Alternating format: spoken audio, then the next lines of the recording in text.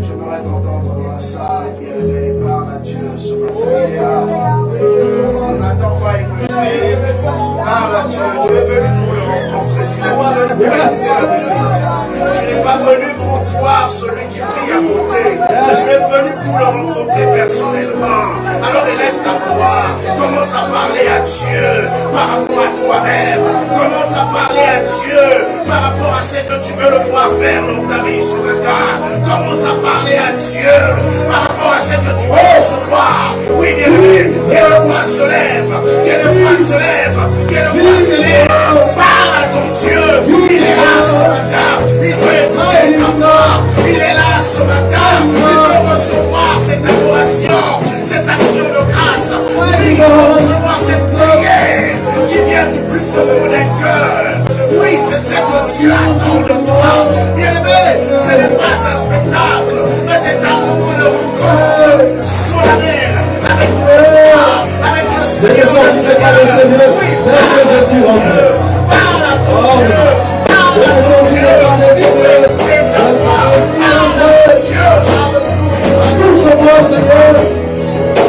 Amène-moi plus haut, Père. Amène-moi d'aller mieux, Seigneur. Donne-moi de parler en ce choses, Seigneur. C'est des choses que nous avons expliquées. C'est un petit enfant de ma vie. C'est des enfants, Seigneur. Les choses qui concernent ma vie. Les choses qui concernent mon ministère. Oui, Seigneur. Amène-moi encore. Oui, Alléluia, Seigneur. Voyez-moi, Père. Je partage vraiment nos secrets. Gloire à Jésus. Seigneur, nous sommes Gloire à Jésus.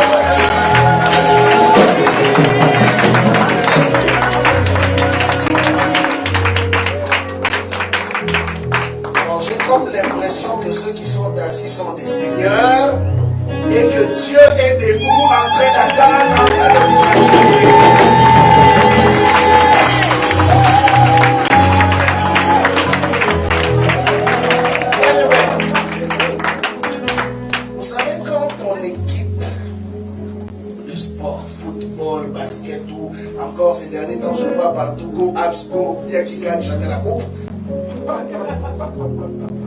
Quand il marque un but, le stade est en ébullition. Amen. Il voit déjà la victoire. Même quand le match n'est pas encore fini. Bien aimé, mais je veux t'emmener à réaliser quelque chose. Toi, tu t'approches d'un Dieu qui t'a dit que le match est déjà fini. Eux, ils ne savent même pas s'ils vont gagner ou ils vont perdre. Mais le fait simplement de marquer un but, ils sont contents. Mais toi, tu sais que le Dieu devant qui tu viens te tenir a déjà dit, le match est fini. Et si tu crois que le match de ta vie est déjà fini, et que Dieu a déjà mis un point, tout ce que tu vis actuellement n'est qu'une rediffusion. Et je voudrais que quelqu'un pousse des cris de victoire.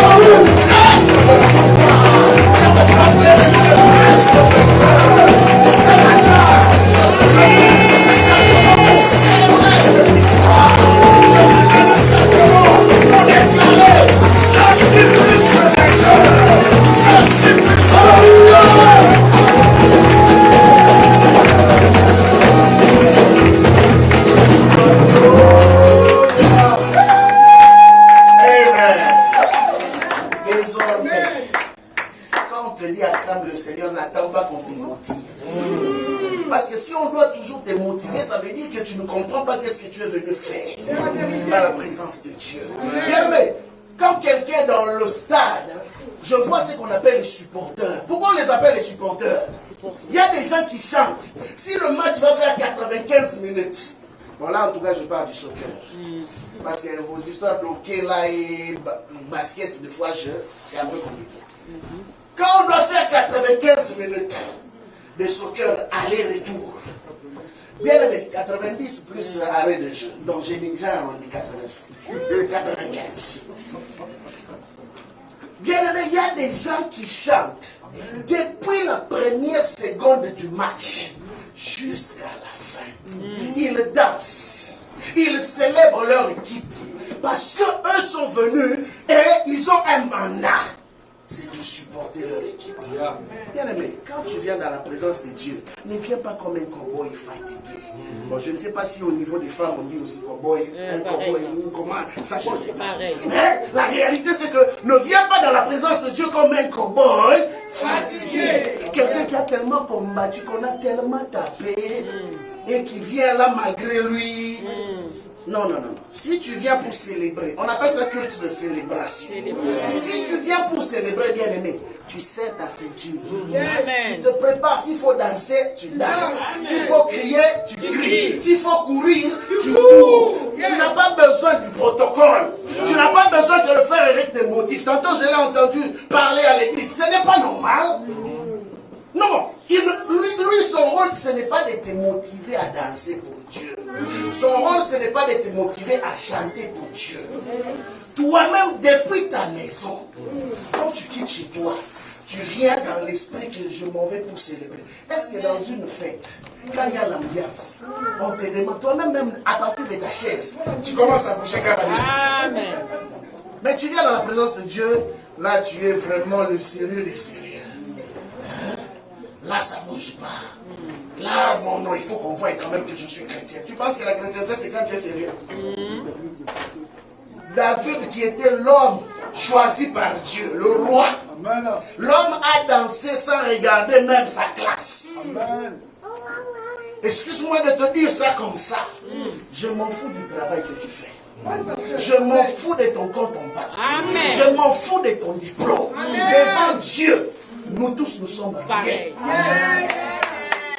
Et quand tu viens devant Dieu, viens avec l'esprit que je viens célébrer le roi, le Seigneur. C'est celui qui mérite la gloire. Mais David n'a pas regardé, puisque le peuple l'appelait roi. Non, David a dit, si celui qui est Dieu, celui qui a fait de moi ce que je suis, il mérite mes danses.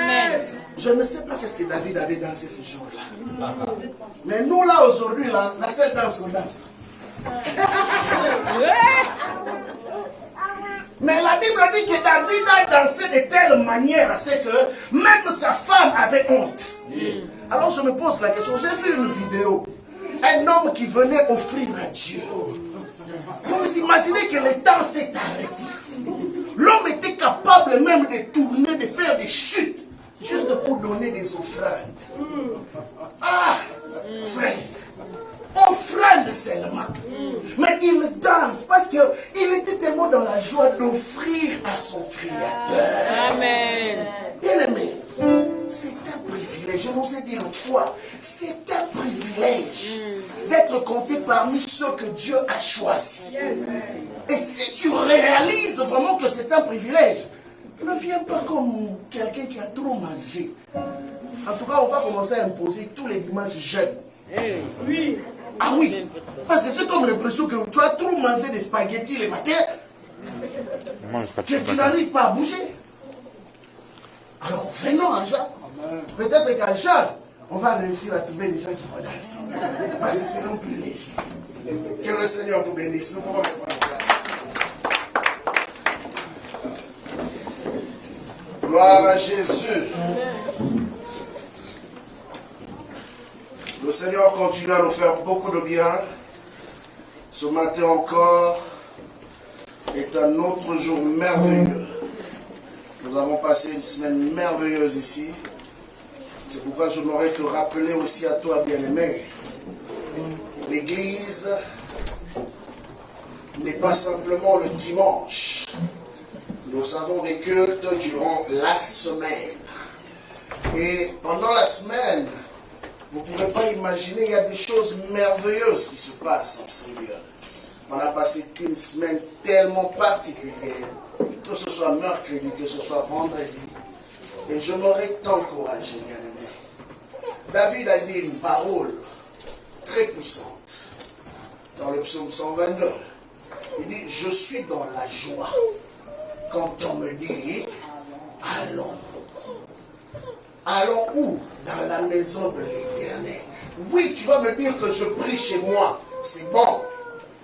Mais il y a quelque chose de particulier qui se passe selon Psaume 133. La Bible dit qu'il est doux, il est agréable pour les frères de demeurer unis ensemble. Parce que c'est là. Il y a des endroits que Dieu choisit. Cette salle n'est qu'une simple salle, sans nous. Mais dès lors que les saints de l'Éternel consacrent cette salle à l'Éternel et qui font de ce lieu un endroit pour leur réunion, cette salle devient sacrée. Ça change même l'aspect de cette salle. Bien aimé, vous allez constater qu'il y a des prières que des hommes ont fait. Il y a des milliers d'années. Mais des prières qui ont des répercussions jusqu'à ce jour. Salomon, un jour, il était en train de faire une prière très puissante. Dans 2 Chroniques 7, à partir du verset 14, ou peut-être remontant plus haut, pas à partir du verset 14, remontant plus haut. La Bible dit que pendant qu'il dédiait le temple à l'Éternel, Salomon a déclaré une parole importante. Ce matin, nous allons parler du pouvoir des paroles. Il a dit, ce lieu ici qu'on te consacre, Seigneur, toute personne qui viendra en ce lieu, élevant sa voix, pour te faire une demande, ça c'est moi qui explique, que sa prière soit exaucée. Mais bien aimé, Salomon, je ne sais pas s'il réalisait la portée ou la puissance de ses paroles, mais je crois que comme Salomon était un homme prophétique, il savait de quoi il parlait.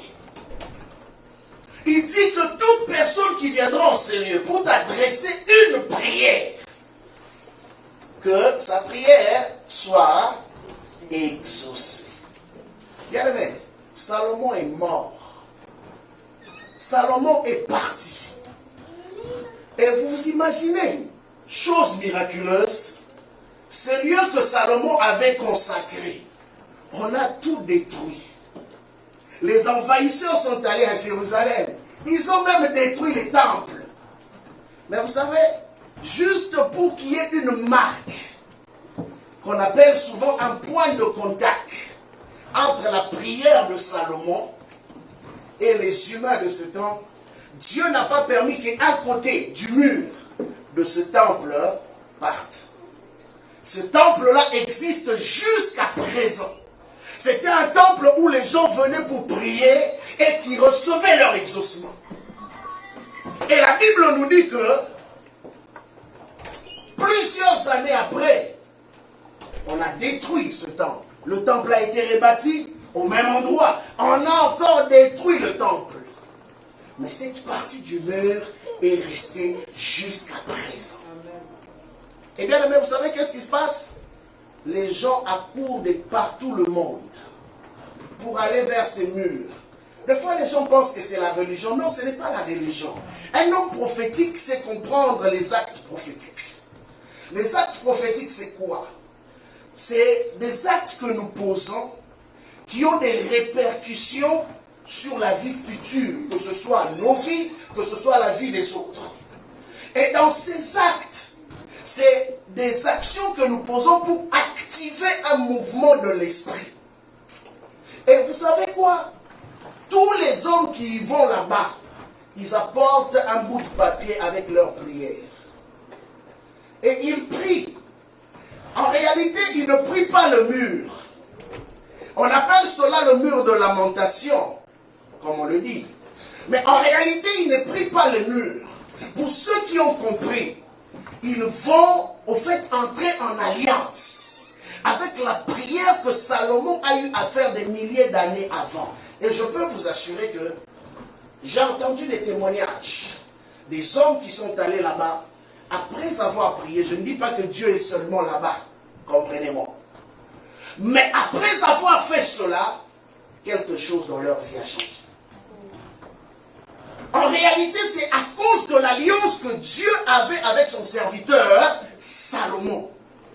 Et Dieu avait juré que désormais, ses yeux seront fixés sur ce temple et ses oreilles attentives à toutes les prières. Bien même, vous vous imaginez que les gens de toutes les religions au monde vont là-bas pour prier.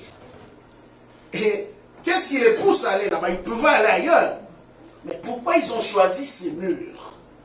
C'est parce que quelque part, ils ont compris qu'il y a un mystère qui se cache derrière ces murs. Je peux vous dire une autre chose. Vous savez, aujourd'hui, cette salle, ça fait quelques années que nous sommes ici, et nous avons consacré cette salle, en un lieu de prière. Mais je peux vous garantir une chose. Celui qui viendra après nous, dans cette salle, constatera que cette salle n'est pas comme les autres salles. Yeah. Il constatera que réellement, ceux qui étaient avant moi ici, priaient. La preuve, dimanche passé, je nous ai parlé des maisons hantées, non? Hein? Si dans le monde occulte, cela se passe ainsi, ou s'il y avait un sorcier ou un occultiste qui habitait une maison, même après son départ, le spectre de sa présence et des démons continuent à régner dans cette maison. Bien aimé, cela se passe de même pour un chrétien. Ne pensez pas que les prières que vous faites, c'est seulement pour vous. Voilà pourquoi ta prière ne doit pas être une prière égoïste. Les prières que tu fais, la consécration que tu as, aura des répercussions même auprès des vies futures. Des gens qui viendront après toi. Quand ils entreront en contact avec les endroits que tu as eu à piétiner, les lieux que tu as eu à fréquenter, quelque chose se passera dans leur vie. Non pas simplement à cause d'eux. Regardez, Dieu parle à Salomon. Il dit, tu sais ce que je veux faire avec toi, ce n'est pas à cause de toi. Amen. Amen. Ce n'est pas à cause de toi. je le ferai à cause de mon serviteur David. Mais David était déjà mort. Mais Dieu rappelle à Salomon que les privilèges et les grâces que tu as dans ta vie, c'est parce qu'il y a eu un homme qui s'est sacrifié avant toi. Et toi, tu n'es que le bénéficiaire. Et j'aimerais encore l'expliquer plus clairement. Jésus-Christ parle aux disciples. Il leur dit ceci. Vous là, vous êtes vraiment des privilégiés. Parce que vous moissonnez dans des terres où vous n'avez pas eu à s'aimer. Cela veut dire quoi? Il y a quelqu'un d'autre qui a travaillé à ta place et toi tu n'en es que bénéficiaire. Toi tu ne l'as pas vu travailler, tu ne l'as pas vu souffrir, tu ne l'as pas vu pleurer. Mais simplement parce que lui il a fait le travail et que toi tu es venu sur ce champ-là, tu deviens automatiquement bénéficiaire des choses que l'autre a eu à investir comme travail. Et Jésus l'a dit. C'est le principe spirituel. Et cela a des effets encore aujourd'hui. Aujourd'hui, je vais parler de l'esprit de réclamation. Je vais terminer avec notre série d'enseignements sur la délivrance aujourd'hui. C'est sûr qu'il y a tellement à dire, tellement à dire. Il y a même des choses que, par faute de temps, je n'ai pas eu vraiment à élaborer. Mais Dieu permettra, nous reviendrons sur la suite de ces enseignements, car la délivrance, on peut prêcher ça pendant des années. Pendant des années. Mais aujourd'hui, je veux m'arrêter pour qu'à partir du mois de juin, nous allons passer à d'autres séries d'enseignements. Aujourd'hui, spécifiquement, nous allons parler de l'esprit de réclamation. La fois passée, nous avons parlé de comment le diable travaille pour tuer la vie des gens avant le temps. Le diable s'organise pour que les humains n'atteignent pas l'âge alloué par le Seigneur et qu'ils puissent partir de cette terre malheureux. Bien aimé, il y a un prophète dans la Bible qui me donne dans son speech par rapport à sa propre personne. Il s'appelait Jacob. Jacob, on lui pose la question, c'est quoi le nombre d'années de ta vie? Simplement pour te dire ceci, c'est que le diable peut te faire passer beaucoup de temps dans le gaspillage que dans la productivité. Jacob est l'exemple typique d'un homme appelé par Dieu, qui avait les promesses de Dieu, mais qui a passé une bonne partie de sa vie à s'investir sur ceux qui n'étaient pas la volonté de Dieu pour lui. Voilà pourquoi à la fin, il s'est rendu compte que j'ai été tellement nomade dans ma vie. Je n'ai pas bénéficié réellement de ce à quoi j'étais appelé à bénéficier. Et il était triste. Une bonne partie de sa vie, Jacob a passé cela dans les pleurs. Vous savez pourquoi? Parce que, a priori, chose bizarre, prophète qu'il était, de surcroît, le diable l'a emmené à faire un faux mariage. Il épouse une femme qui aimait l'occultisme. Et bizarrement, c'est la femme qu'il aimait le plus. Mais en réalité, Dieu voyait plus l'autre. Mais vous savez, il y a des choses, comme dit l'apôtre Paul, qui ont été écrites dans la Bible pour notre instruction. Certaines erreurs.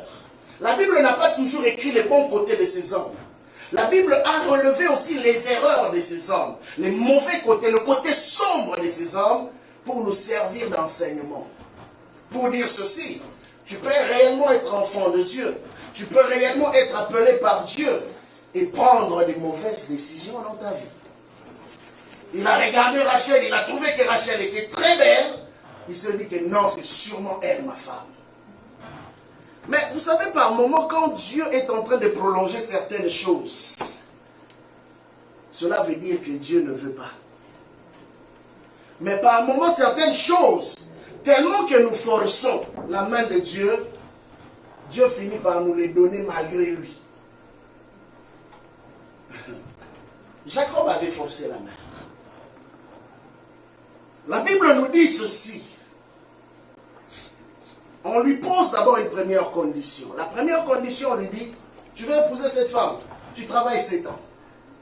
Il a rempli son contrat de 7 ans. Il a travaillé sans salaire. Quelle patience avait cet homme. Il aimait vraiment. Sans salaire, il a travaillé. Il arrive à la 7e année, il demande, il dit, donnez-moi ma femme. On organise aussi un mariage pour lui. Mais prophète qu'il était, quel niveau d'aveuglement pouvait avoir Jacob pour confondre la belle Rachel à la délicate Léa? L'envoûtement, c'est compliqué. Hein? Donc, le prophète a dormi avec une femme toute la nuit.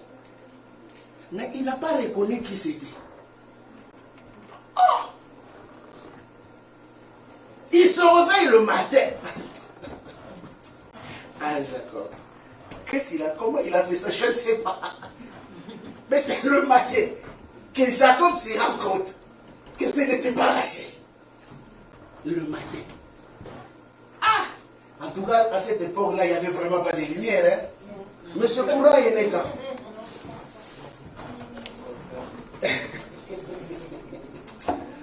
Comprenez-vous bien, aimé?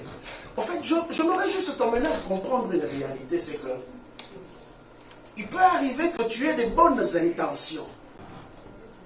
Des bonnes intentions. Son intention était noble, il voulait se marier.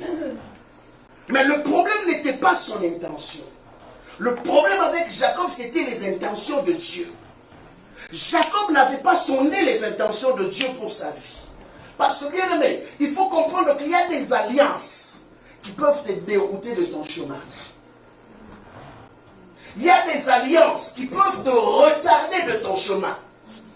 Oh oui. Il s'est rendu compte, mais trop tard. Il n'a même pas joui de sa relation avec cette femme qu'il a tant aimée. Il épouse cette femme, les problèmes commencent. Il a travaillé d'abord pendant 14 ans. Avant d'avoir officiellement, on lui dit, bon, maintenant après 14 ans, imaginez-vous, le contrat était de 7 ans. Mais le contrat a été doublé, mais le prophète n'avait même plus la notion du temps. Le prophète ne réalisait plus que 14 ans, ça veut dire que j'augmente d'âge de 14 ans. Je commence à me fatiguer, je commence à perdre ma lucidité. Il ne s'est même pas rendu compte. Mais tellement qu'il était amoureux. Oui, c'est vrai. Hein? Comme les Français ont dit. L'amour rend aveugle. Mais c'est que moi je sais, l'amour de Dieu ne rend pas aveugle. Si ton amour te rend aveugle, c'est que tu es vraiment dans l'envoûtement. L'amour de Dieu ouvre les yeux. Parce que la prière de l'apôtre Paul, il dit ceci, je prie que Dieu illumine les yeux de vos cœurs. Or, c'est avec le cœur qu'on aime, non? Alors, si les yeux de ton cœur sont illuminés, ça veut dire que même ton amour est éclairé. Tout de toi est éclairé. La Bible dit que vous êtes la lumière du monde. Et nous tous, nous avons accepté ça. L'amour aveugle. Pendant des années, nous déclarons ça, l'amour ne rend pas aveugle. Parce que si l'amour te rend aveugle, ça veut dire que l'amour te prive des capacités de raisonner. L'amour te prive de ta personnalité. C'est ça, rendre aveugle. Un aveugle ne sait même pas là où il va. Un aveugle, au fait, s'il n'est pas aidé, il peut même aller dans un trou. Et c'est ça que l'ennemi veut. Et ce sont des déclarations que nous avons eu à faire, que nous faisons, sans nous rendre compte de la portée de ce que nous disons. Pourquoi? il y avait des signes qui ne trompaient pas. Il y avait des signes qui démontraient qu'il y avait un problème. Déjà le jour de ton mariage, on te trompe. On te donne la mauvaise. Donc tu dois déjà comprendre que dans cette famille-là où j'entre, il y a un problème. Un homme lucide. Écoutez, c'était un prophète. Donc je peux traduire cela pour dire ceci. C'était un enfant de Dieu. Donc c'est comme toi et moi qui sommes assis là. Avant le Saint-Esprit. Et la Bible dit que le Saint-Esprit nous conduit, non? Dans toute la vérité. Et la vérité là, c'est pas dans l'amour, il devient aveugle. Dans autre chose, il te dit, frère, attention, sœur, attention, voici le chemin à suivre. Mais quand c'est l'amour, le Saint-Esprit devient muet.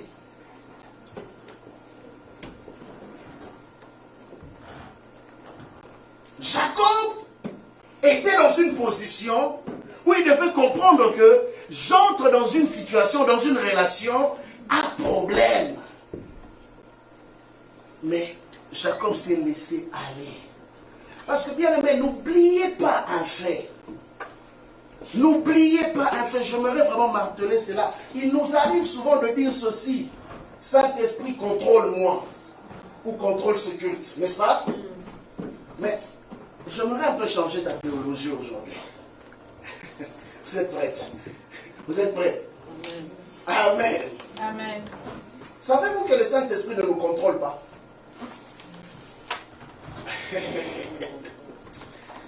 Le Saint-Esprit nous dirige. La Bible dit, il vous conduira. Il n'a pas dit, il vous contrôlera. Il n'est pas un policier. Il vous conduira dans toute la vérité. C'est-à-dire quoi? Celui qui te conduit, il te montre le chemin. Mais c'est à toi maintenant de faire le choix. Si tu veux réellement suivre le chemin que lui te montre. Amen. Amen. Voilà pourquoi en l'homme, Dieu a déposé ce qu'on appelle le libre arbitre. En fait, le Saint-Esprit, c'est un conseiller. Il vient collaborer avec notre volonté. Comprenez-moi très bien. C'est pourquoi j'ai dit, je vais changer un peu ta théologie.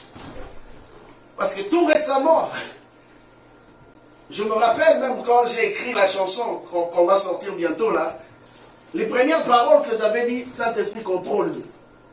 Et le Seigneur est venu me répondre. Il dit non, je ne contrôle pas, je dirige. Parce que nous travaillons en collaboration. Paul dit ceci, nous sommes co-ouvriers. Ah. Quand on dit avec quelqu'un que nous sommes co-ouvriers, ça veut dire quoi? Il te laisse aussi le choix de pouvoir prendre certaines décisions. La preuve, c'est que Dieu ne te forcera jamais. Mais Dieu te montrera le chemin à suivre. C'est pourquoi je reviens sur ce passage où Jésus, nous enseignant, nous dira que le Saint-Esprit nous conduira dans toute la vérité. Donc, quand une église, quand un chrétien ou une chrétienne décide de se laisser sous la gouvernance de l'Esprit et croire que le chemin que l'Esprit lui montre, c'est le bon chemin, et il décide de le suivre, c'est là qu'il bénéficie de ce que Dieu a réservé pour lui.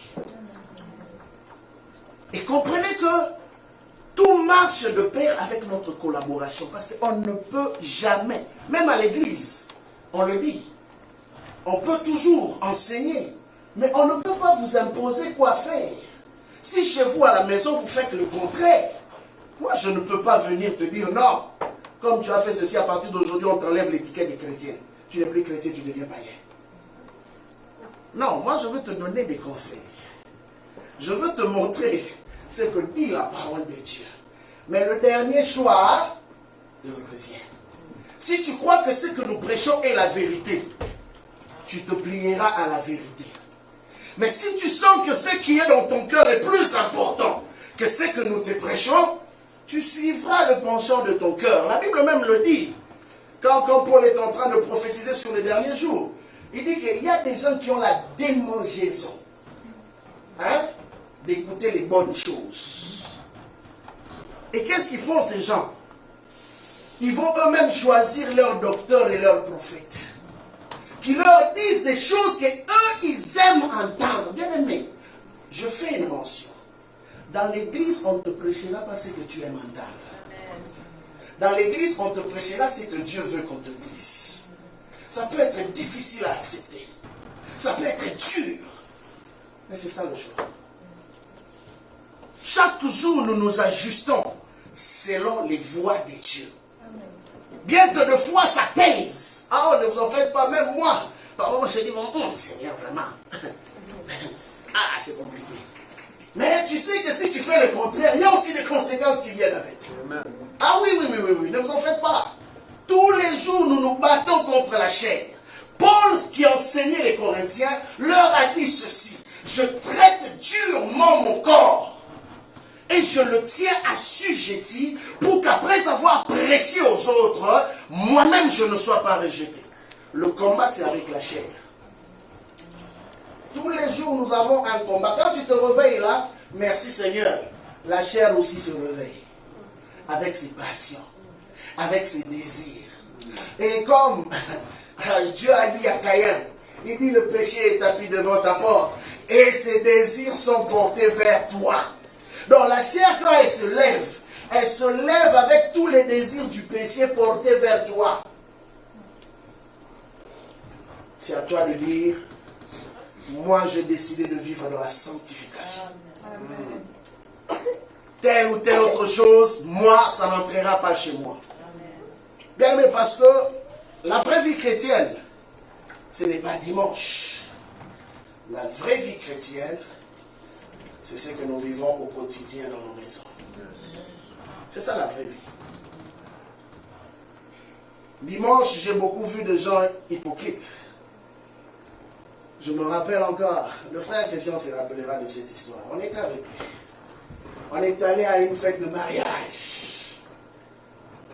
Ces gens-là, ils sont chrétiens quand les pasteurs sont là. Là, on danse, on met la musique chrétienne. Dès que les pasteurs disparaissent, là, la fête vraiment commence. Ça chauffe. Et tu te dis, ça là, c'est la chante.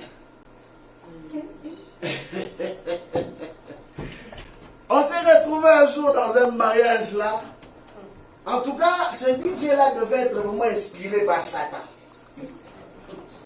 Oui, je vous dis.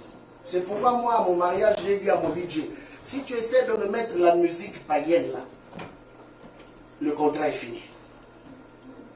Obligation, tu m'amènes que la... Moi-même, je te donne d'abord une musique. Donc tu ne mettras que la musique et moi je te donne. Le DJ, pendant que les frères dansaient, on a tellement ri, mais c'était triste. À un moment donné, le DJ switch. Vous savez, la musique, par moment, là, c'est le même rythme, mais ce sont les paroles qui changent. Il switch. Maintenant, les frères ont compris que ça, ce n'était plus de notre bord. Mais sortez de la piste. Mais ils ont dansé par respect. Comme vous irez en enfer par respect. Ils sont restés, ils ont continué à danser. On s'est regardé, on s'est dit, bon voilà. Mais juste après, les frères ont pris goût. Ils ont déjà dansé. Alors pourquoi s'arrêter? Alors là, c'était vraiment le fond de la marmite. On a dansé. Bon, l'une des raisons pourquoi moi je n'aime pas trop les fêtes. On fête un peu, et puis on laisse les autres continuer à fêter. Bon, nous revenons à notre matière. On parlait de Jacob. Cet homme se retrouve en face d'un dilemme, Et vous savez quoi? La femme que lui, il aimait trop, c'était une femme aussi qui aimait beaucoup l'occultisme. La femme d'un prophète, mais qui aimait l'occultisme. C'était une femme qui ne voulait pas lâcher les histoires familiales. C'était une femme qui était attachée au Dieu de son père. Voilà l'une des raisons pourquoi Dieu a voulu le faire éviter d'épouser cette femme. Mais il a tellement insisté. Je me pose même la question. Vous n'avez pas remarqué que c'est seulement son fils à lui que ses frères ont rejeté? Bon, prophétiquement, on a une autre interprétation, ok? Prophétiquement, on dira que Dieu avait prévu ça pour sauver Israël. Ok, c'est bon. Mais dans un autre contexte d'enseignement, nous voyons que même ses propres frères n'arrivaient pas à accepter sa présence. Parce que c'était le fils de la maman sataniste. Même au milieu des enfants, il y avait un conflit. Mais vous imaginez, Jacob avait combien de fils? À cette époque, Jacob avait combien de fils? Mais vous imaginez que les fils de tous les mamans s'entendaient. Sauf cette maman-là. Il faut se poser la question. Tous les autres, même les servantes qu'on n'avait pas épousées. Mais les fils de Jacob s'entendaient avec eux. Sauf les fils de la maman-là. Parce qu'il y avait un problème. L'une des raisons pourquoi Dieu aussi s'est organisé pour purifier ce garçon qui était innocent, parce qu'il n'a pas voulu ce qu'il vivait. Qu'est-ce que Dieu a fait? Dieu l'a emmené dans des épreuves dures pour ôter la racine du mal du côté sanguin de sa maman.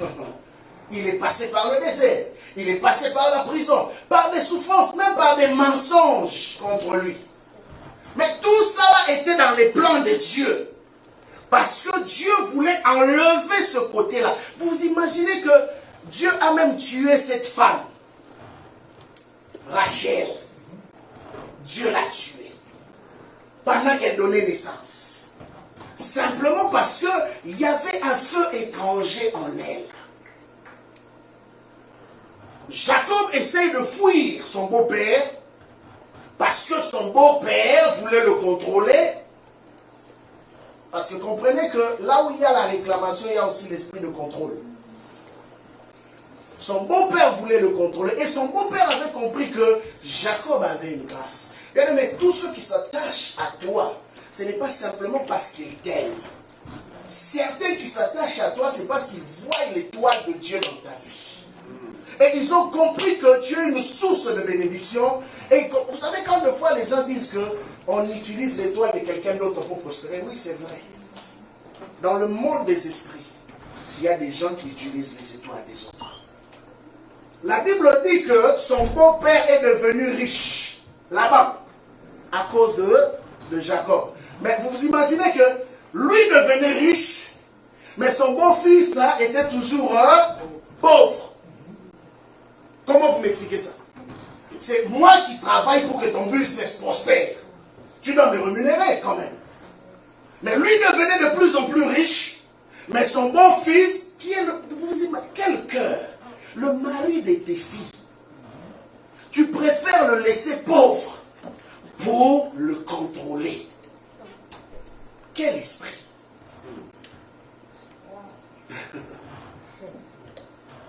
Donc ça veut dire que et tes filles, et tes petits-enfants, tu as décidé qu'ils vivent dans la pauvreté, pourvu que toi, tu sois toujours le grand patron. Ah oui, ça ne vous rappelle pas quelque chose? Ça ne vous rappelle pas des histoires? De combien dans beaucoup de familles, il y a des hommes qui travaillent au détriment des autres. Lui prospère, ses affaires marchent, mais il a sacrifié la vie de tous ses enfants.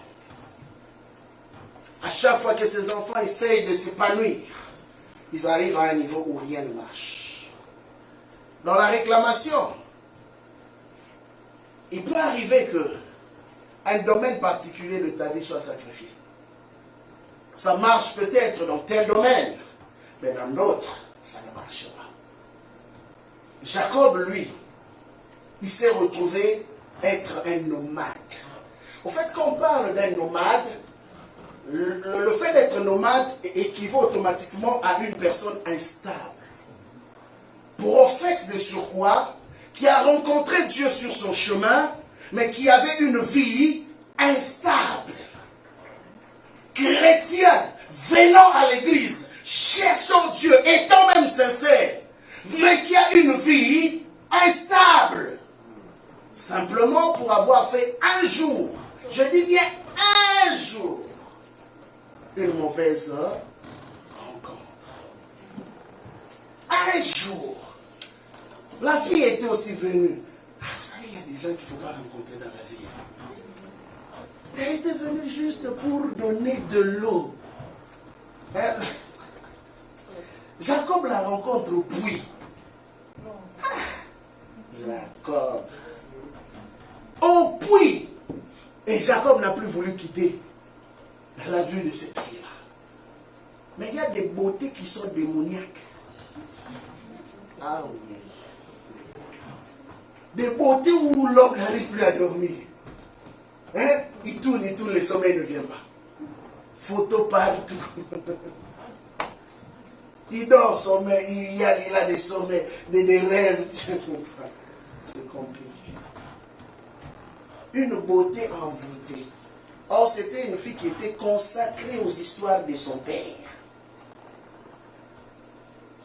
Rachel. Très belle femme, mais pourrie à l'intérieur. Extérieurement, mais à l'intérieur, une petite sorcière.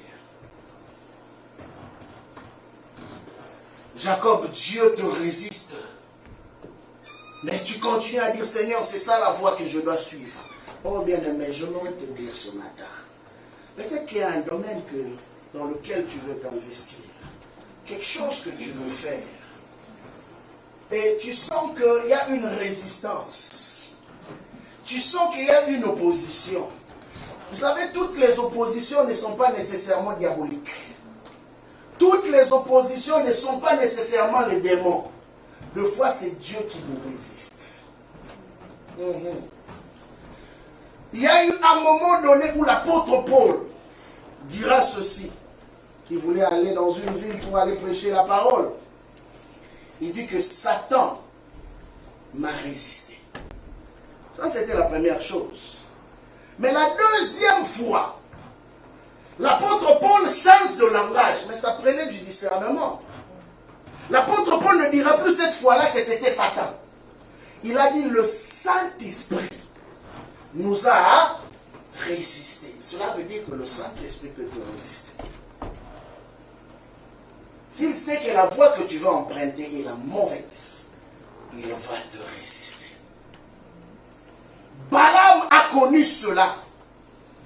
La Bible dit que Dieu l'avait interdit d'aller avec les émissaires du roi Balak. Mais Balaam a insisté. Deux fois, quand on te dit non, reste sur le non. Il a tellement insisté que finalement Dieu, vous vous imaginez le même Dieu qui a dit non, le même Dieu lui dit vas-y. Quel piège. Et lui, bêtement, il se lève, il prend son âne et il va y aller. Le prophète qui voyait, il dit ceci de lui. J'aime bien comment il décrit sa propre vie. Il dit que Balaam, fils de Béor, celui qui, lorsqu'il fléchit les genoux, ses yeux s'ouvrent. Hein? Il a les visions de l'Éternel. Donc lui là, il n'avait pas besoin de prier. Il avait simplement besoin de fléchir les genoux pour avoir des visions de Dieu. Mais ce jour-là, même la vision de l'ange n'est pas venue. Lui qui avait la vision de Dieu, mais il n'a pas eu la vision même de l'ange qui était devant lui pour lui résister. Simplement parce que Dieu s'était départi de lui. Alors, nous allons lire quelques passages rapidement. Nous sommes dans 1 Roi chapitre 19, versets 1 à 2. 1 Roi chapitre 19, versets 1 à 2. Et quelqu'un d'autre peut m'aider à lire Matthieu, chapitre 14, versets 1 à 12. Donc moi je veux lire 1 Roi 19, 1 à 2. Et quelqu'un d'autre m'aidera avec Matthieu 14, 1 à 12. Alors je lis, la Bible dit, Akab rapporta à Jézabel tous ceux qui avaient été, tout ce qu'avait fait Élie, et comment il avait tué par l'épée tous les prophètes. Jézabel envoya un message à Élie pour lui dire que le Dieu me traite dans toute leur rigueur, si demain, à 7 heures, je ne fais de ta vie ce que tu as fait de la vie de chacun d'eux. Quelqu'un peut me lire dans Matthieu 14 à 12? En ce temps-là, Hérode le tétrarque, ayant entendu parler de Jésus dit à ses serviteurs, c'est Jean-Baptiste. Il est ressuscité des morts, et c'est pour cela qu'il se fait par lui des miracles.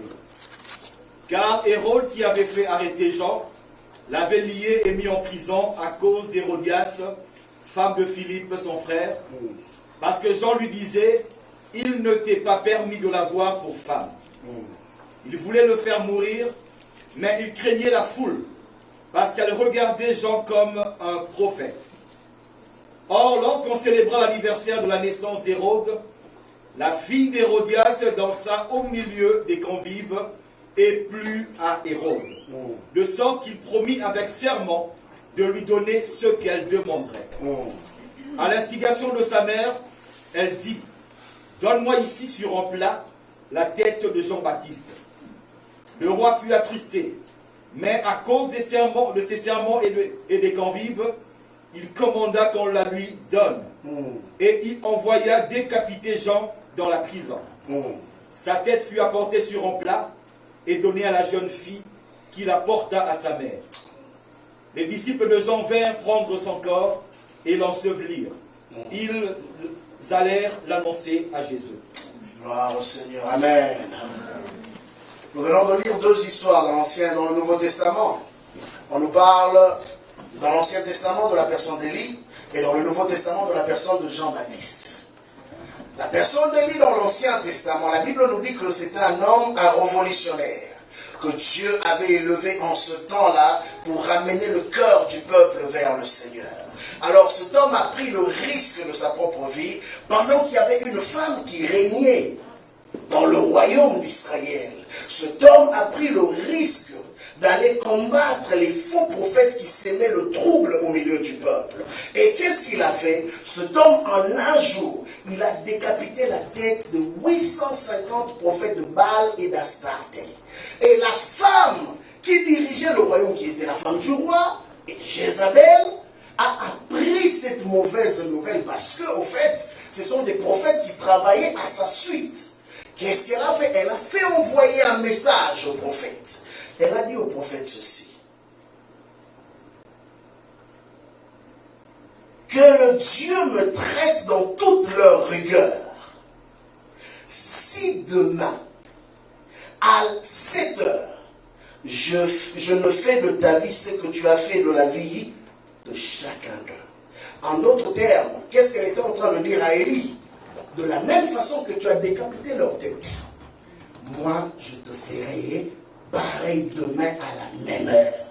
Et la Bible dit que quand Élie a appris cette nouvelle, il a fui. Il est parti. Et il a demandé la mort à Dieu parce que pour lui c'était honteux de mourir de la sorte après avoir fait un très bon travail comme ça. Bien aimé, nous connaissons l'histoire d'Élie. Quelque temps après, Élie fut enlevé. En réalité, Jézabel n'a pas été capable de tuer Élie de la manière dont elle avait prévu de le faire. Mais Malachie nous dira ceci. Élie va revenir. De la même façon qu'il est parti, Élie va revenir. Et comme nous connaissons la suite de l'histoire, la Bible nous enseigne que Jean-Baptiste, qui était venu au temps de Jésus, il était venu avec l'esprit d'Élie. C'est-à-dire quoi? Il avait la même mission. ce qui était de ramener le cœur de père au fils. Voilà pourquoi le message de Jean-Baptiste, c'était la repentance. Mais regardez ce qui se passe. Tellement que son message dérangeait ceux qui vivaient dans le péché, ne le supportaient pas. C'est pourquoi j'ai dit ici au début, la prédication n'est pas quelque chose où on vient dire aux gens ce qu'ils veulent entendre. La prédication, on dit aux gens ce que Dieu veut leur dire. Et Jean-Baptiste était le genre de prédicateur hors pair, qui ne prêchait pas ce que tout le monde prêchait. Jean-Baptiste prêchait ce qu'il entendait du ciel. Et cela n'était pas facile, parce qu'en ce temps-là, il y avait une perversion et une corruption au niveau du royaume. Et à chaque fois, il leur disait, répentez-vous, répentez-vous. Et il a même confronté le roi. Et quand il a confronté le roi, la Bible dit que la femme Hérodias avait une dent contre Élie. Mais toi, tu vis dans les péchés. Sérieusement. Tu vis dans les péchés.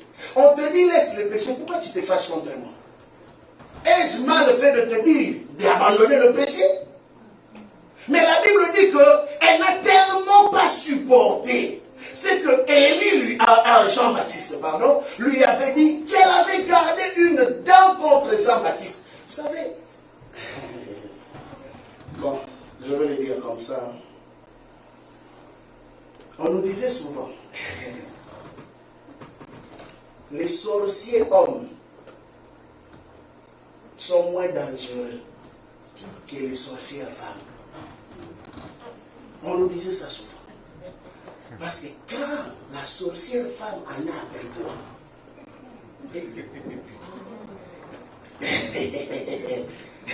c'est pourquoi tu vas remarquer, quand tu as des problèmes avec une femme, frère, arrange-toi. Arrange-toi parce que un jour, c'est compliqué. Donc cette femme-là vivait, mais son problème c'était Jean-Baptiste. Elle n'a jamais pardonné à Jean-Baptiste. Et la Bible dit qu'un jour, sa fille est venue danser, elle a tellement bien dansé que le roi était content. Et le roi a dit, petite, demande-moi tout ce que tu veux, même la moitié de mon royaume je vais te donner. Mais vous savez, cette fille, je crois qu'elle était entraînée dans la sorcellerie par sa maman. Elle ne prenait pas de décisions seule. Elle est allée consulter la maîtresse. Elle a dit, bon, maîtresse, voilà une passe en or. Tu dis quoi?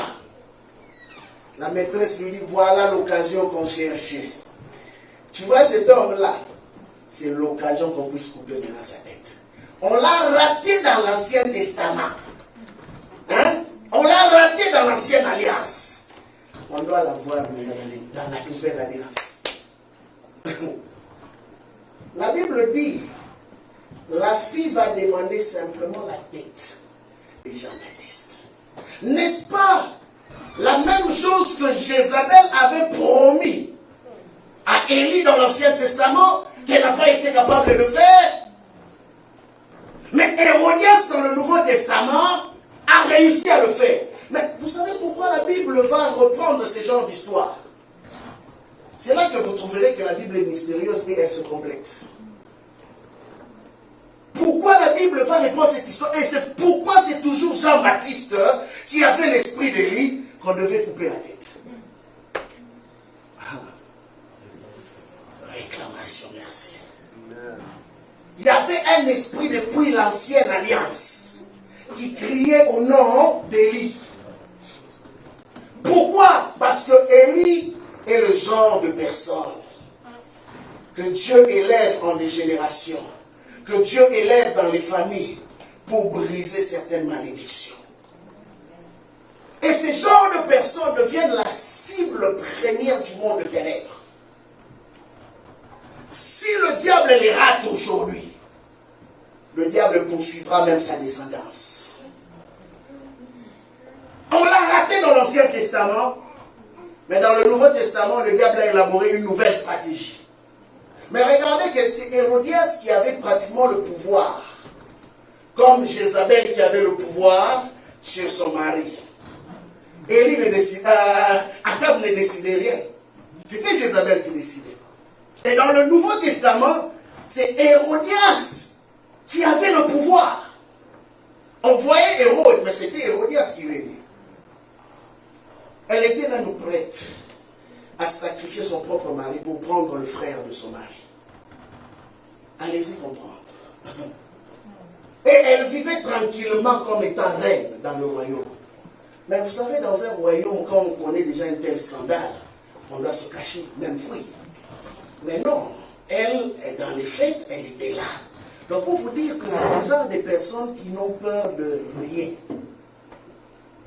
qui affrontent tout le monde. C'est ça l'esprit d'Hérodias. Et cela est revenu.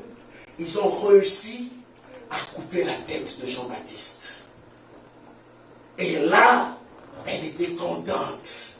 Pour dire que la mission pour laquelle j'ai été envoyé sur la terre, je l'ai ratée dans le temps ancien, parce que c'est le même esprit qui revient. Eh bien, j'aimerais te faire comprendre très rapidement, pendant quelques minutes.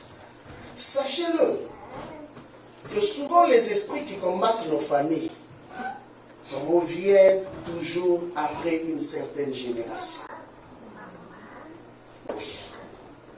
Les temps peuvent passer, les générations peuvent passer, mais ces esprits-là reviennent toujours en boucle. Pourquoi? Vous savez, dans la philosophie du diable, le diable se dit toujours que s'il a résisté aujourd'hui, peut-être demain je trouverai une faiblesse en lui. Si elle a résisté aujourd'hui, peut-être demain je trouverai une faiblesse en lui. L'apôtre Paul enseigne le peuple de Corinthe. Il leur dit ceci.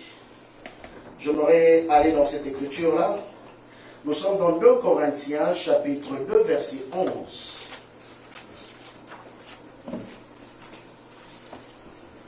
2 Corinthiens 2, 11.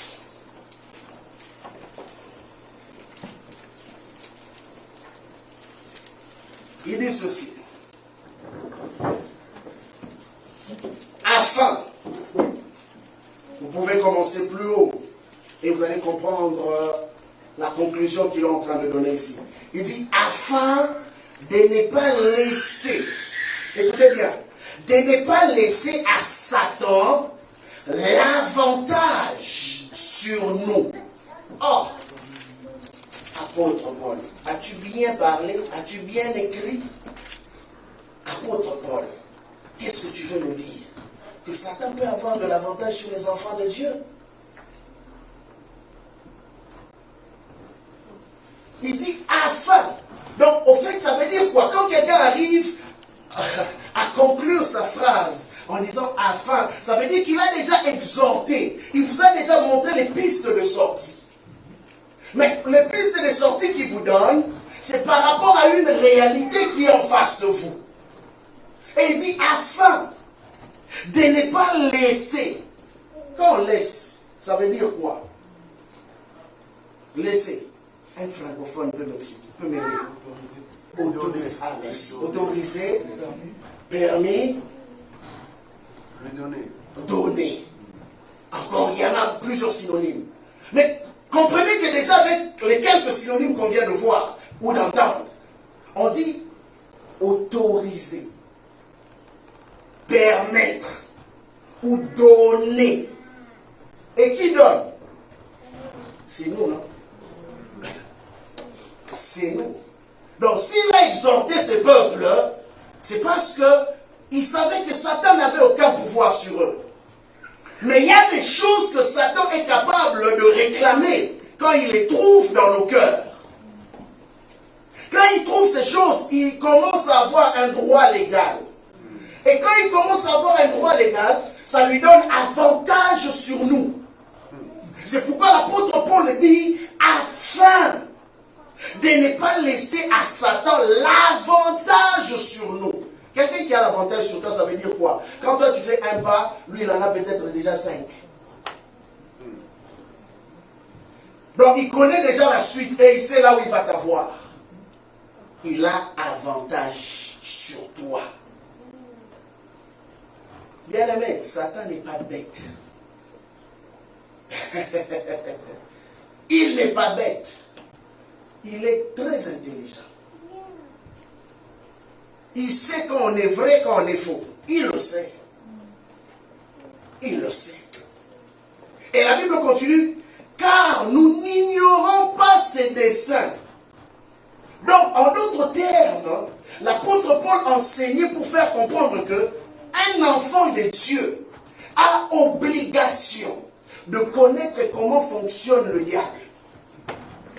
Il y en a qui peut-être disent que non, on ne vient pas à l'église pour enseigner sur les démons et tout le reste. Mais bien aimé, vous savez les choses sur lesquelles on n'est pas enseigné, on ignore comment ça fonctionne. Vous savez pourquoi beaucoup de gens font des erreurs? Parce qu'ils ont l'information d'un côté et ils n'ont pas l'information de l'autre côté. Il est important dans l'église, on doit t'enseigner sur Dieu, on doit t'enseigner aussi de comment on perd le diable. Parce que c'est important que tu saches, parce que tu ne peux pas résister à un adversaire que tu ne connais pas. L'adversaire, on l'appelle l'adversaire. Oh oui, je vais aller encore dans 2 Pierre, 1 Pierre. 1 Pierre, verset 5.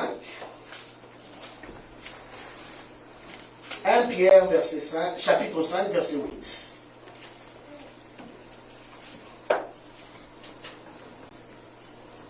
La Bible dit,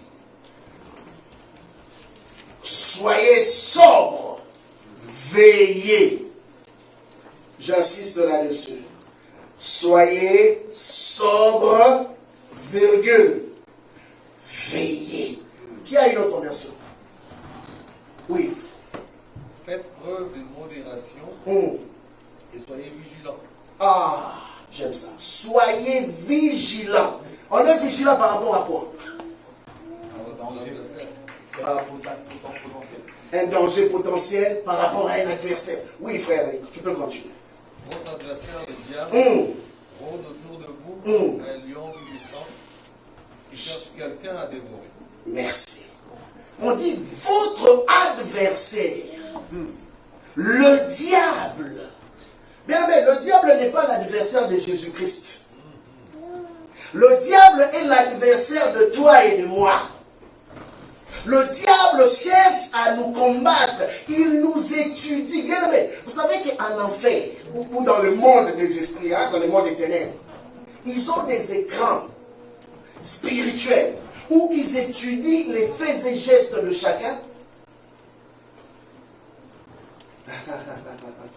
C'est fou, hein? Ok, je vais vous aider. Job. On rentre toujours dans la Bible. Job chapitre 2.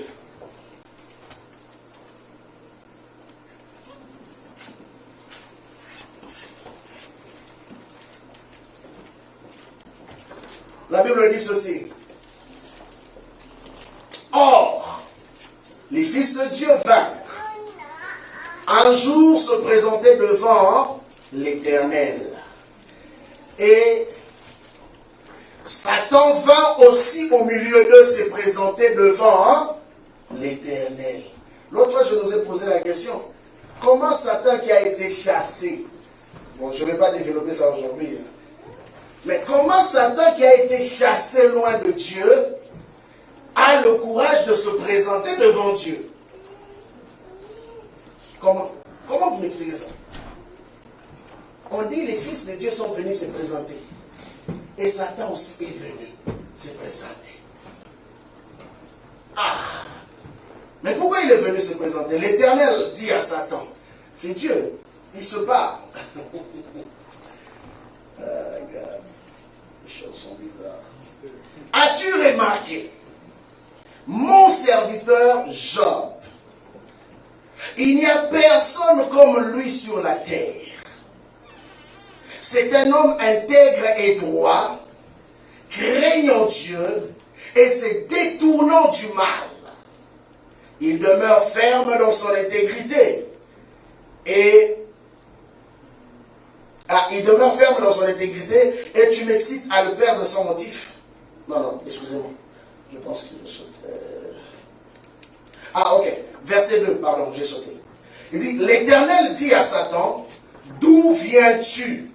Satan répondit à l'Éternel de parcourir la terre et de m'y promener. Hein? Parcourir la terre et de m'y promener. Quand on se promène, on fait quoi? On observe, on constate, on retient. C'est toute une caméra. Quand on ne se promène pas aveuglement. Et la Bible dit que Satan est allé se promener sur la terre. Donc il a pris le temps d'observer. Il a pris le temps. Et il a demandé à Dieu de lui donner, de lui livrer Job. Dieu lui a dit, tu peux toucher à ses biens, mais pas à son âme. Dans le chapitre 1, c'est la première fois que Satan est venu se présenter là pour réclamer la vie de cet homme. Je peux revenir dans le chapitre 1 à partir du verset 6. La Bible dit, or le Fils de Dieu vint un jour se présenter devant l'Éternel, et Satan vint aussi au milieu d'eux. L'Éternel dit à Satan, d'où viens-tu? Et Satan répondit à l'Éternel de parcourir la terre, toujours la même chose, et de m'y promener. Or, l'apôtre Jean dira que votre adversaire, le diable, rôde. Il rôde comme autour de vous comme un lion, rugissant, cherchant. Donc, Satan, quand il se promène, il a un objectif. Il ne se promène pas en vain et pour rien. Et la Bible dit que quand il a répondu à Dieu, Dieu lui a fait savoir que as-tu remarqué mon serviteur Job? Écoutez la réponse de Satan. Et écoutez la réponse. C'est là que vous allez comprendre que Satan n'est pas dupe. Verset 10. Ne l'as-tu pas protégé? Lui, sa maison et tout ce qui est à lui. Tu as béni l'œuvre de ses mains et ses troupeaux couvrent le pays. Ça, c'est qui décrit Job? C'est Satan. Comprenez-vous? Très bien décrit en plus. Donc, ça veut dire, c'est pourquoi je te dis que ne t'en fais pas. Il observe les moindres détails. Et il était au courant que Dieu avait mis un sceau sur Job. Et que personne ne pouvait toucher Job. Il le savait. Et il est allé négocier. C'est un grand négociateur. S'il n'était pas un grand négociateur, il n'allait pas faire tomber Adam et Ève dans le jardin de l'Éden. S'il a réussi à le faire, c'est qu'il a l'art de la négociation. Alors comprenez-moi aujourd'hui. Je veux parler de 7 étapes rapidement pour t'emmener ou t'aider à comprendre quand nous parlons de l'esprit de réclamation, comment ça opère. Et puis nous allons conclure, nous allons prier. L'esprit de réclamation, comment il opère? Premièrement, il est capable de détruire les bonnes relations que tu as pour te connecter aux mauvaises relations. La première des choses que le diable fait, ou les démons font, c'est de te priver de toutes les ressources qui peuvent t'aider à maximiser ton potentiel. Pour t'emmener vers des personnes qui vont indirectement te détruire. Vous comprenez un peu? Donc il va t'éloigner de toutes les bonnes personnes. Il te montrera toujours le mauvais côté dans un but de t'isoler. Parce que le diable ne peut pas te détruire si tu n'es pas isolé. Dernièrement, on regardait une émission d'animaux là. Mais j'ai vu l'intelligence de ce que nous appelons les félins. Les prédateurs. Ils ne peuvent pas attaquer un troupeau. Ils cherchent, ils observent, ils prennent le temps. Jusqu'à ce qu'ils voient seulement une seule brebis qui va s'égarer de la troupe pour la régler. Et c'est ce qu'ils font. Et c'est ça la stratégie du diable. Souvent, ce qu'ils font, ou ce qu'il fait, c'est de t'éloigner pour t'isoler. Et quand il réussit à t'isoler, soit il t'envoie vraiment les gens de l'autre côté, ou soit il t'emmène à t'auto-détruire. Voilà pourquoi vous allez constater certaines personnes, par exemple, qui quittent les églises. Quand vous leur posez la raison qui les a emmenés à quitter les églises, ils n'ont pas une raison valable.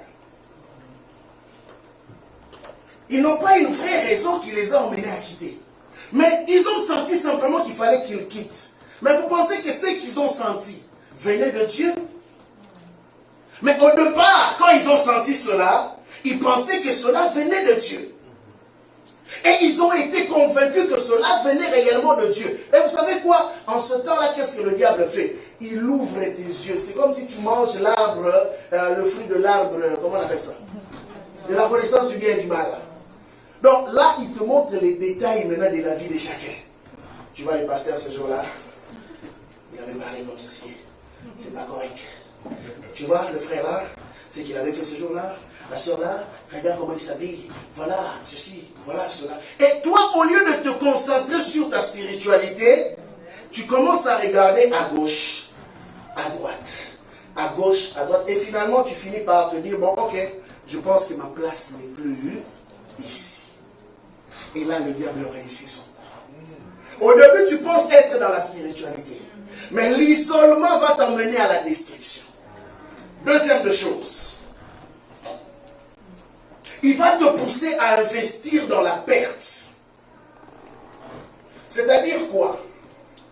Il t'emmènera à prendre des décisions. Certaines décisions importantes, mais dans le mauvais sens, dans le mauvais côté. Certaines décisions, ça peut être des décisions d'investissement, où tu perds de l'argent. Lui, il sait que tu vas perdre de l'argent. Mais il te convainc que tu dois t'investir dans ça. C'est là qu'il y a l'argent. Et toi, tu prends tout ce que tu as, tu mets là-dedans. Et quelques jours après, tu attends, oh, Corona, tout est fermé. Parce que le diable savait qu'est-ce qui allait arriver. Deuxième chose, il peut t'emmener à aller dans des études. Mais dans quelque chose que Dieu ne t'attend pas. Dans quelque chose dans laquelle le Seigneur ne te voit pas. Il peut t'emmener à aller dans une ville. J'ai vu des gens quitter par exemple Montréal. Parce que dans cette période-là, on disait... c'était où? En Alberta ou quelque chose comme ça. Quelque chose comme ça.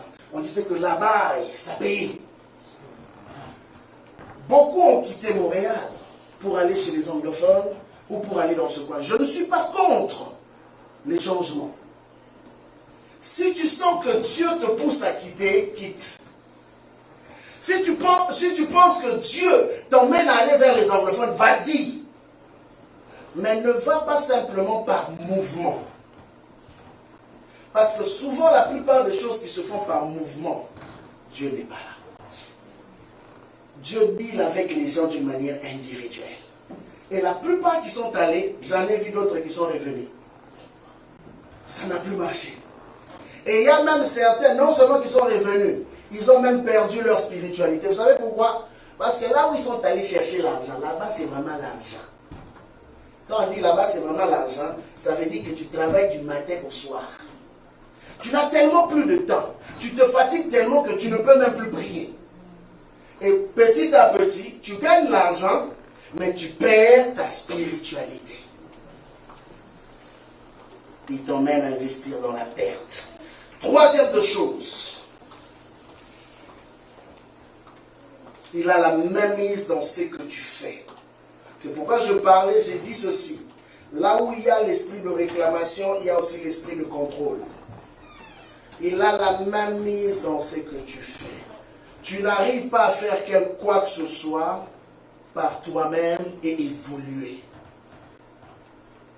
Tout ce que tu fais, tu te rends compte que même si tu n'en parles à personne, il y a toujours quelqu'un qui est au courant.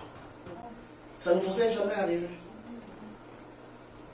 Quand l'argent entre dans ton compte bancaire, c'est là que la famille t'appelle, il y a un problème. Vous n'avez jamais remarqué ça? Les maladies connaissent l'odeur de l'argent. C'est quoi cette histoire? La voiture, en ce moment-là, une panne de nulle part surgit. Et qui doit te sortir beaucoup d'argent. C'est seulement quand l'argent entre que les problèmes aussi viennent. Mais finalement, tu investiras quand? Et je vais te dire une vérité. Si tu penses que ces choses sont normales, une fois, je peux comprendre. Mais si c'est à chaque fois que la même chose se répète, pose-toi des questions. C'est qu'il y a quelque chose d'anormal qui a déjà pris place. Ils ont le contrôle de tout ce que tu fais. Même quand tu n'en parles pas, toute la famille est déjà au courant. Tu vas forcément quelqu'un qui t'appelle, qui te parle de ce que tu as. Mais comment toi tu le sais? Parce que j'en ai parlé à personne. Non, c'est parce qu'ils ont des antennes. Donc ils n'ont pas besoin de se déplacer pour le savoir. J'ai entendu l'histoire d'un papa qui voulait envoyer son enfant dans les études à l'étranger. Il a même payé déjà les études. Toute l'année, il a acheté le billet. Il avait déjà le visa. Il a caché ça à sa famille. Bien aimé, le jour du voyage, le papa envoie un autre de ses fils pour aller prendre sa mallette où il cachait les choses. Pouvez-vous imaginer que tout a disparu?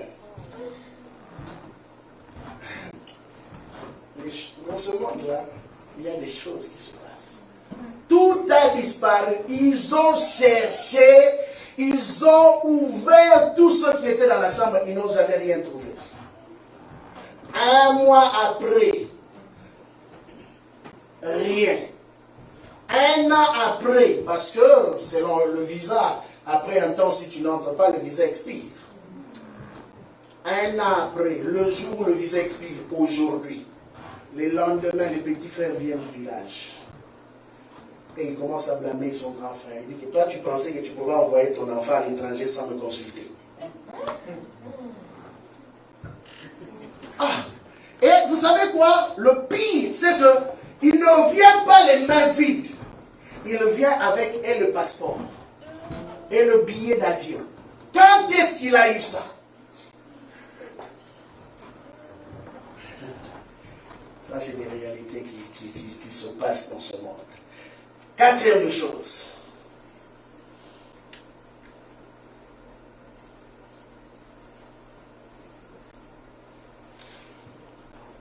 Tu vis constamment le fardeau de vouloir satisfaire à tout le monde. Vous savez, il y a des gens qui ne sont pas heureux. Pourquoi ils ne sont pas heureux? Ce n'est pas parce que la vie ne leur offre pas le meilleur, mais c'est parce que chaque fois, ils ont comme un poids sur leurs épaules. Ils doivent faire des choses pour que tout le monde soit content. Donc, en d'autres termes, quand tu cherches à faire des choses pour que tout le monde soit content, ça veut dire que tu es prêt aussi à vivre dans la compromission. Même des fois, quand tu dois te faire plaisir, tu ne te fais plus plaisir. Je connais des gens qui, même pour acheter une voiture pour lui, ne pouvaient pas acheter une voiture. Parce que, de peur que la famille soit au courant. Oui. Il ne pouvait même pas. Donc il laissait sa femme ne s'habillait même pas bien. Simplement pour que sa famille ne soit pas après lui. Tout ça pourquoi? Parce qu'il avait peur du regard des autres. On contrôlait tout ce qu'il faisait. Tout ce qu'il faisait, il devait faire le rapport à sa famille. Tu n'es pas obligé de faire le rapport à ta famille à tout moment. Tu es indépendant. Écoutez, le jour où Dieu parle à l'homme, Dieu dit à l'homme ceci. Et l'homme quittera son père et sa mère. Hein? Quitter veut dire quoi? On dit il quittera. Donc ça veut dire il se de son père et de sa mère. Et la suite, c'est ça qui est plus intéressant. Et s'attachera à sa femme. Donc ça veut dire qu'il a commencé à bâtir une nouvelle vie. Un homme qui ne peut pas prendre des décisions par lui-même, il doit appeler sa famille pour prendre des décisions. Il doit avoir le consentement de tout le monde avant de bâtir. Il y a un problème. Il y a un problème. Ce n'est pas la famille qui a épousé, c'est toi qui as épousé. Ah oui. C'est toi qui as épousé. Alors sois capable de t'assumer. Et c'est le genre de personnes qui ne sont pas capables de s'assumer. Ils ont toujours peur du regard des autres. On est à la 4e.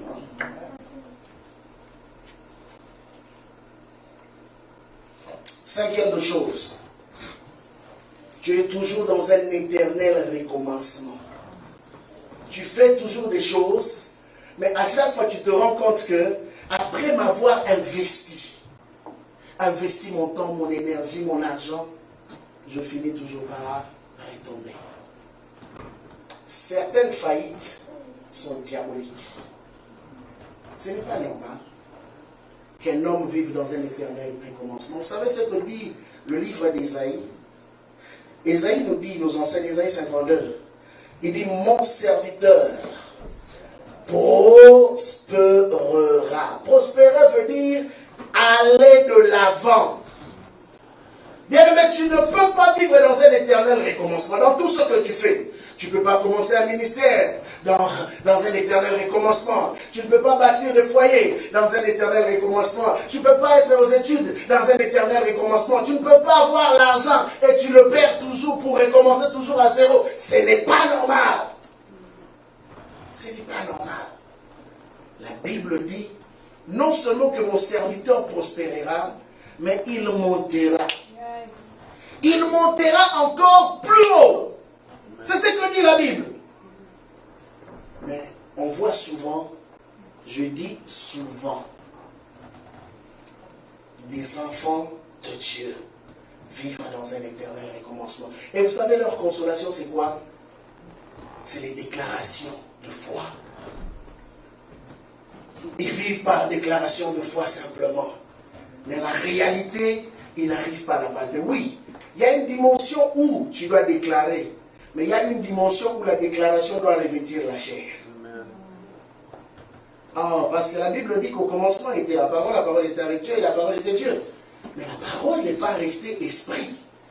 La parole a revêtu une chair. Elle a habité parmi nous et nous avons contemplé sa gloire. C'est ce que dit la parole de Dieu. À un moment donné, tu es dans la promesse. Mais à un moment donné, tu dois entrer maintenant dans l'accomplissement des promesses. Mais tu ne peux pas vivre constamment dans les promesses. Oui, après les promesses, il faut que tu entres dans l'accomplissement des promesses. Sinon, à quoi ça sert d'avoir des promesses qui ne s'accomplissent pas?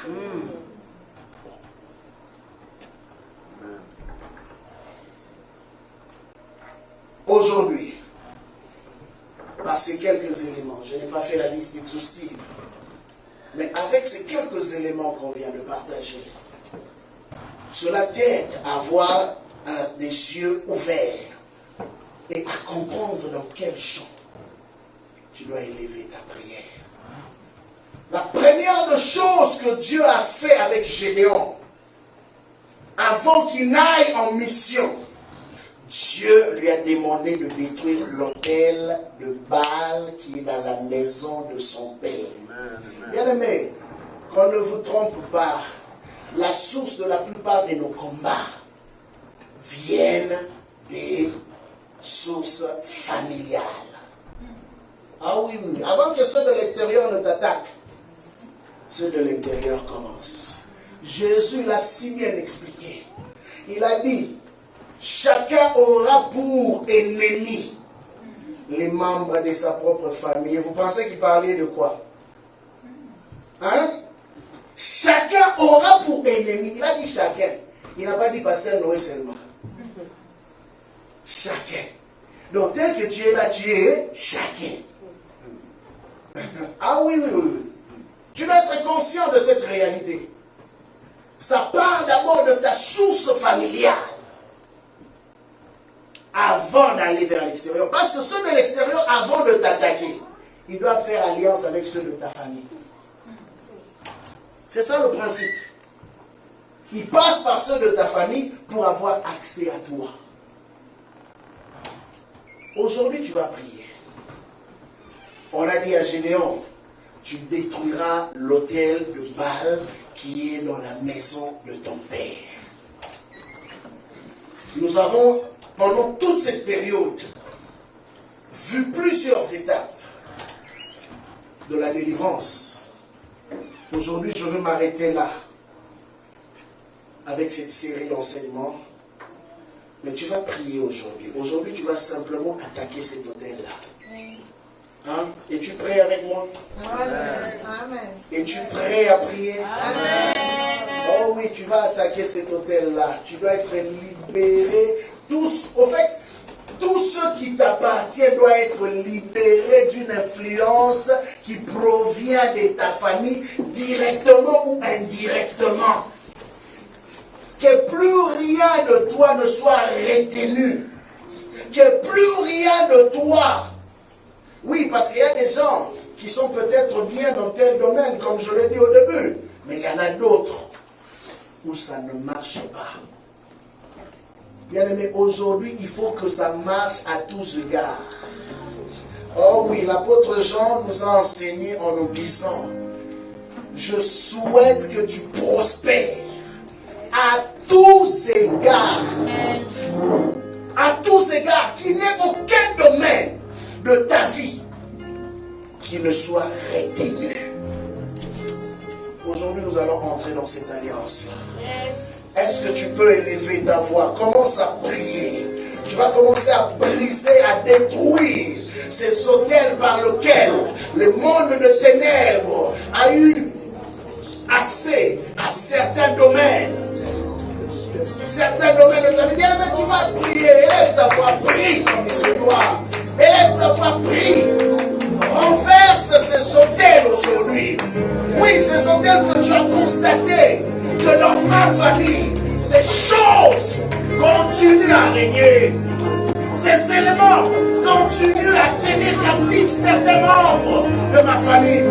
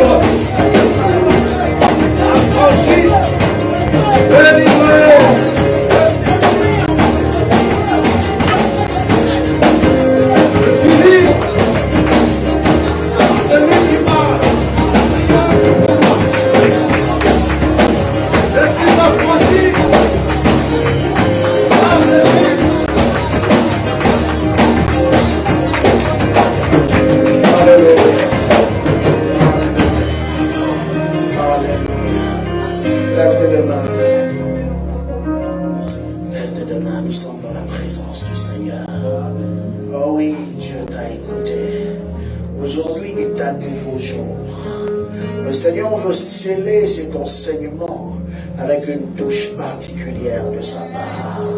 Que tu sortes de ce lieu étant libéré de toutes parts, de tous les domaines, dans tous les domaines de ta vie, que plus rien ne soit retenu captif, qu'à compter de ce jour, que tout ce que tu vas commencer à faire toucher au nom du Seigneur puisse aller de l'avant.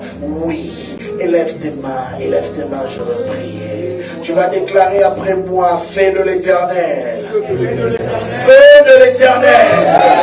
Embrasse ma vie. Feu de l'Éternel. Embrasse ma vie. Feu de l'Éternel. Embrasse ma vie. Seigneur, je lève ma voix. Tel que ton peuple a crié vers toi, de la même façon que Élie t'avait invoqué, tu as fait descendre ton feu. Tu as fait descendre ton feu. Tu as fait descendre ton feu. Père, fais descendre ton feu aujourd'hui. Seigneur, fais descendre ton feu aujourd'hui. Seigneur, viens toucher encore. Seigneur, viens consumer encore tout lien, Seigneur, dans la vie de ton peuple qui pouvait, oh Dieu, empêcher tes enfants, Père, de vivre ta pleine bénédiction. Aujourd'hui, je déclare la fin du règne de ténèbres. Aujourd'hui, je déclare, Seigneur, oui, qu'ils soient introduits dans leur destinée. Aujourd'hui, je déclare un nouveau commencement. Merci pour cette nouvelle vie. Pour cette nouvelle vie. Père, tu ouvres les écluses de cieux. Tu ouvres les écluses de cieux.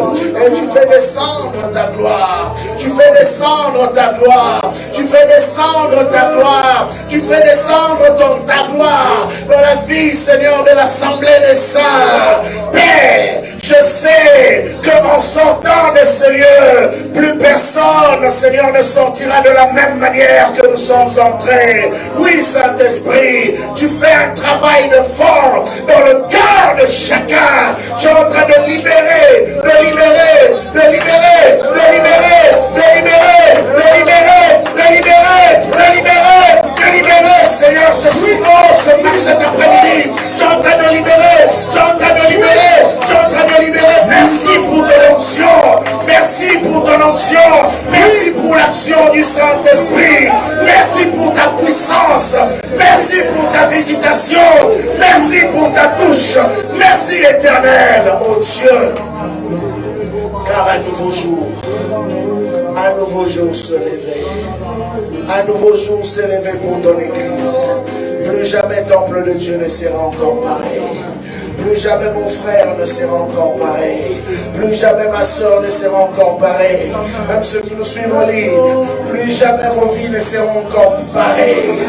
Au nom de Jésus, au nom de Jésus, au nom de Jésus, au nom de Jésus.